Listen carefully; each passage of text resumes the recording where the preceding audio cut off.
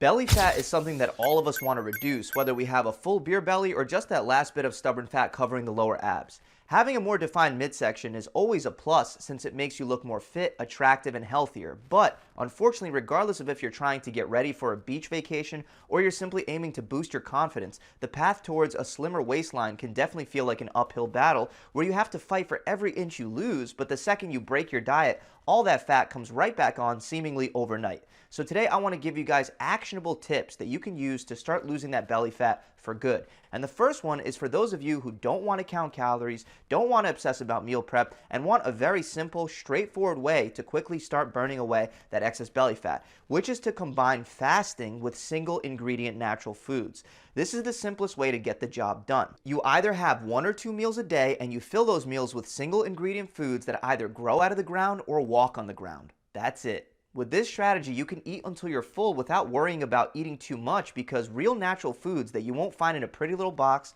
within the inner aisles of the grocery store, but instead these foods come in their original form and are mostly found around the outside perimeter of the store, that kind of food is very filling and has a low calorie density, meaning there are very few calories within large amounts of those foods. So your stomach is naturally going to start feeling full for a very low amount of calories, and if you fill your stomach with low calorie density foods just once or twice a day, you're essentially guaranteed to wind up with a large calorie deficit, causing your body to draw energy from your fat stores, including your belly fat, without much thought throughout the process. The one downside is that it may take a little time to adapt to simply skipping breakfast if you're having 2 meals a day, or waiting until dinner if you're just having 1 meal a day. But I guarantee you after just a week or 2 of fasting, your body will very much adapt by changing its hunger patterns and even changing when it releases hunger hormones like ghrelin versus satiety hormones like leptin.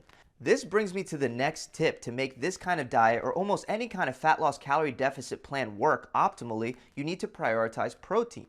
So single ingredient protein sources include foods like chicken breast, ground beef, steak, salmon, white fish, ground turkey, shrimp, shellfish, tuna, eggs, Greek yogurt, cottage cheese, and also if you're a vegetarian or a vegan, you can go with products like seitan, black bean pasta, and tofu that are actually quite high in protein without any animal-based ingredients. You want to prioritize protein for many reasons. First of all, protein is extremely filling. Remember, the goal is to fill your stomach and to feel satisfied with your meals without consuming too many calories in the process. Well, protein is perfect for this because not only is it very filling, but it also actually costs calories just to digest. This is known as the thermic effect of foods. Protein has a much higher thermic effect than fats or carbs. Its thermic effect is 20 to 35% compared to 5 to 15% for fats and carbs. So that means 20 to 35% of the calories that you take in from protein sources will be used up just to digest and assimilate the nutrients found in that food.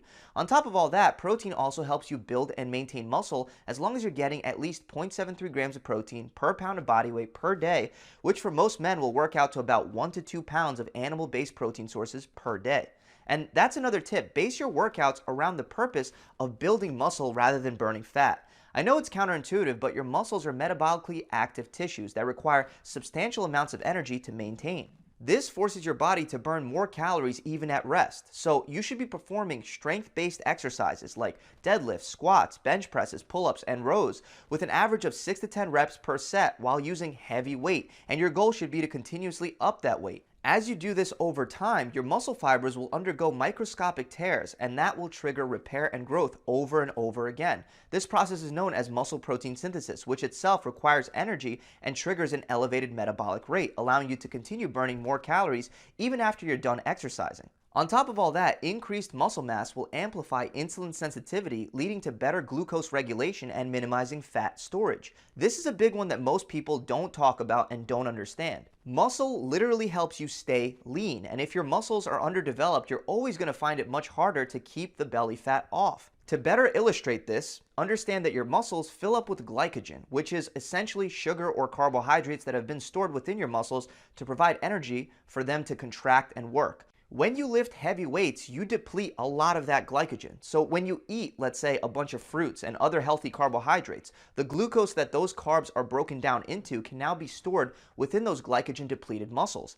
However, if you have poor insulin sensitivity and your glycogen stores are full, you're far more likely to store carbohydrates as fat.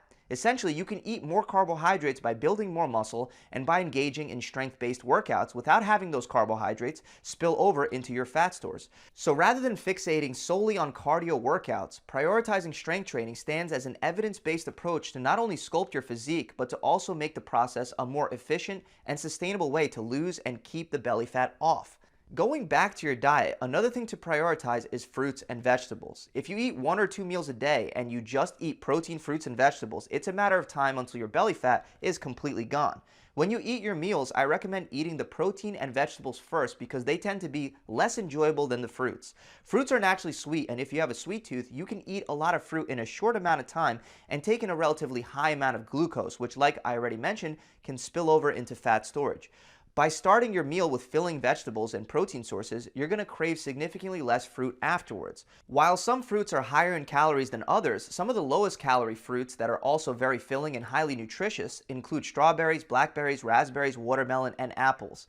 But again, the goal is to eat until you're full to make this plan sustainable. And that's important because you have to be consistent for long enough for the belly fat to actually melt away. That's actually the next tip: consistency. Every time that you start a diet, realize that it requires too much work and then quit, you set yourself back significantly because belly fat is the last spot for your body to let go of, but it's also the first spot where your body prefers to store fat.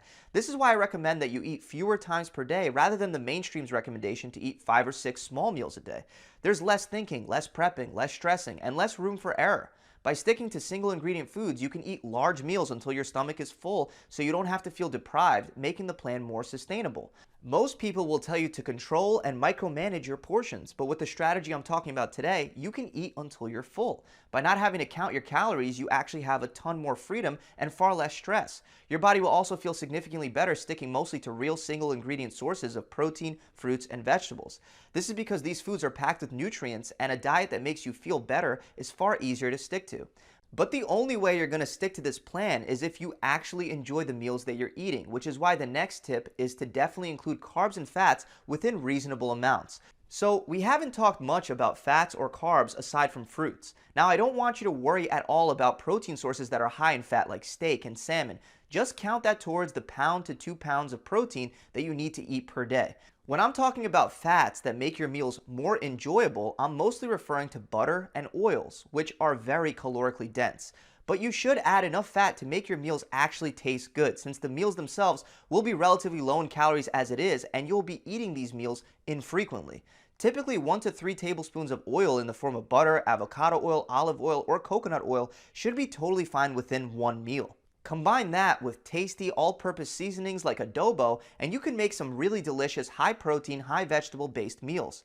As far as carbs, you should know that starchy carbohydrates are far easier to overeat than protein, fruits, and vegetables. This is why, as a general guideline, try to limit yourself to 1 to 2 servings of starchy carbohydrates per day. 1 serving is equivalent to 1 packet of Uncle Ben's brown rice, or 1 baked potato. By mixing some rice into your vegetable stir fry, it can make the meal taste significantly better, which again, if it helps you stay consistent, it's more than worth it. In combination with weight training, the majority of those carbs will be stored within your muscles as glycogen rather than as fat, and they'll be depleted and used to fuel your heavy lifting sessions, once again, allowing you to refill those glycogen stores. Now, the last and final tip that's extremely important is to get enough sleep and to manage your stress levels. Sleep and stress are often ignored topics when it comes to burning belly fat. However, scientific research clearly shows just how damaging not sleeping and stressing can be for burning belly fat. Sleep is intrinsically linked to your body's metabolic processes. Disrupted sleep patterns or not getting enough sleep can disrupt hormonal balance, leading to fluctuations in appetite-regulating hormones that I mentioned before, like leptin and ghrelin. This often leads to increased cravings for calorie-dense foods and reduced self-control. Chronic stress that often goes hand in hand along with a lack of sleep triggers the release of cortisol, a stress hormone which in excess can promote fat storage, particularly in the abdominal area. Elevated cortisol levels contribute to insulin resistance and inflammation, both of which play significant roles in the development and accumulation of belly fat. So, meditating for even a short length of 5 to 10 minutes every morning has been proven to drastically reduce stress. Meanwhile, establishing a consistent sleeping pattern where you go to sleep at the same time each night and wake up at the same time each day while blocking noise and light is the best way to optimize your sleep. Do your best to ensure that you get at least 7 to 9 hours of sleep per night to build muscle and burn fat optimally. So that about wraps it up. Keep in mind that in this video, I'm attempting to give you guys the most simple, actionable steps that you can take right away to start burning belly fat without much thought in the process at all. This by no means is the only way to do it. You can burn plenty of fat eating 6 meals a day or by sticking to certain dieting preferences, whether it's keto, vegetarian, carnivore, or carb cycling. There are many plans that work.